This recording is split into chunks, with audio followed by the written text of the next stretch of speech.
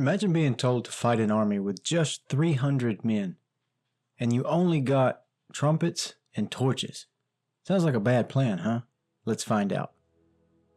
Hey everyone, and welcome to The Unadorned Bible, the channel where we're reading through the Bible chronologically in 1 year.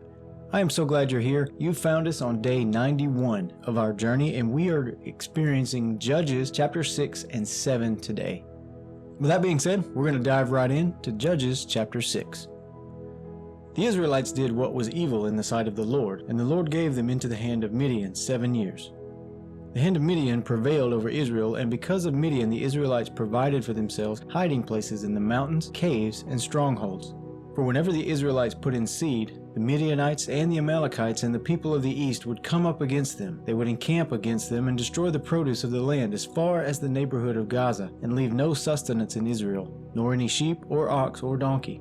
For they and their livestock would come up, and they would even bring their tents, as thick as locusts.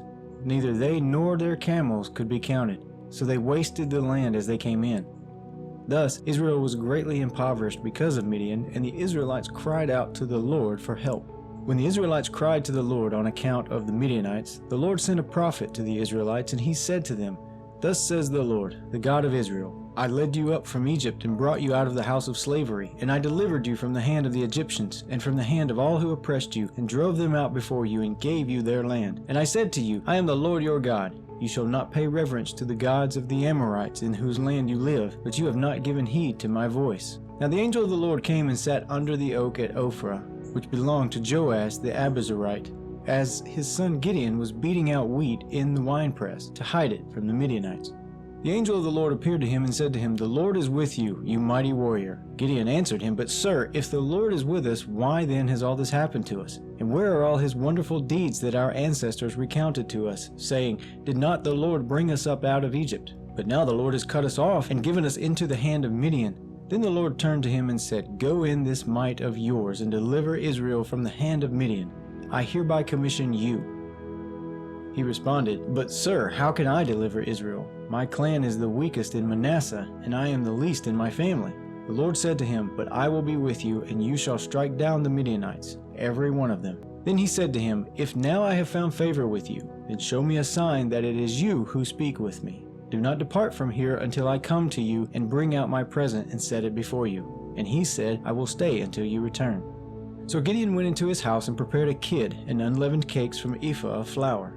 The meat he put in a basket, and the broth he put in a pot, and brought them to him under the oak, and presented them. The angel of God said to him, "Take the meat and the unleavened cakes, and put them on this rock, and pour out the broth." And he did so. Then the angel of the Lord reached out to the tip of the staff that was in his hand, and touched the meat and the unleavened cakes, and fire sprang up from the rock, and consumed the meat and the unleavened cakes. And the angel of the Lord vanished from his sight. Then Gideon perceived it was the angel of the Lord, and Gideon said, "Help me, Lord God, for I have seen the angel of the Lord face to face." But the Lord said to him, "Peace be to you, do not fear, you shall not die." Then Gideon built an altar there to the Lord and called it, "The Lord is Peace." To this day it still stands at Ophrah, which belongs to the Abiezrites. That night the Lord said to him, "Take your father's bull, the second bull 7 years old, and pull down the altar of Baal that belongs to your father, and cut down the sacred pole that is beside it, and build an altar to the Lord your God on top of the stronghold here in proper order. Then take the second bull and offer it as a burnt offering with the wood of the sacred pole that you cut down." So Gideon took 10 of his servants and did as the Lord had told him. But because he was too afraid of his family and the townspeople to do it by day, he did it by night. When the townspeople rose early in the morning, the altar of Baal was broken down, and the sacred pole beside it was cut down, and the second bull was offered on the altar that had been built. So they said to one another, "Who has done this?" After searching and inquiring, they were told, "Gideon, son of Joash, did it." Then the townspeople said to Joash, "Bring out your son so that he may die, for he has pulled down the altar of Baal and cut down the sacred pole beside it." But Joash said to all who were arrayed against him, "Will you contend for Baal, or will you defend his cause? Whoever contends for him shall be put to death by morning. If he is a god, let him contend for himself, because his altar has been pulled down."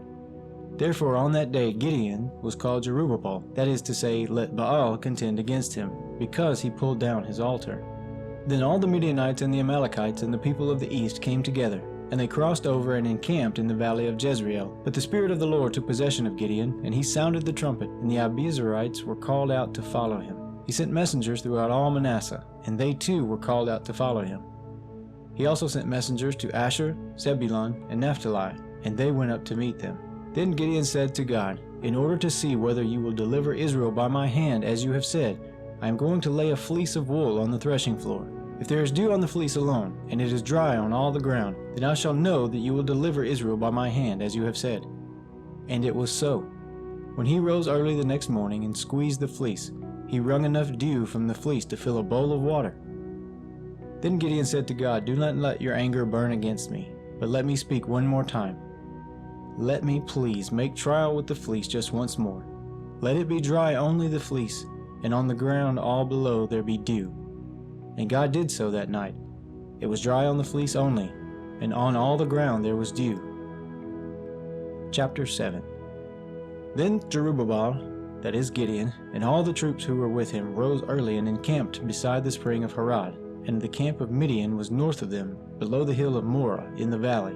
The Lord said to Gideon, "The troops with you are too many for me to give the Midianites into their hand. Israel would only take the credit away from me, saying, 'My own hand has delivered me.' Now therefore proclaim this in the hearing of the troops.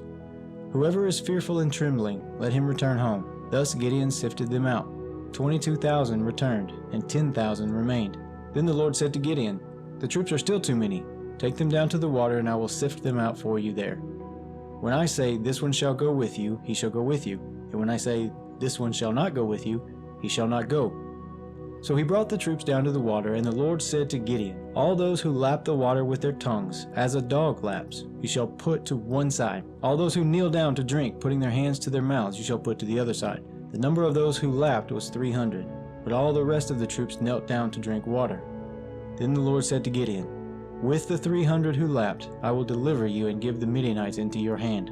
Let all the others go to their homes." So the people took provisions in their hands and their trumpets, and he sent all the rest of Israel back to their own tents, but retained the 300. The camp of Midian was below him in the valley. That same night the Lord said to him, "Get up, attack the camp, for I have given it into your hand. But if you fear to attack, go down to the camp with your servant Purah, and you shall hear what they say, and afterwards your hands shall be strengthened to attack the camp." Then he went down with his servant Purah to the outposts of the armed men who were in the camp. The Midianites and the Amalekites and all the people of the east lay along the valley as thick as locusts, and their camels were without number, countless as the sand on the seashore.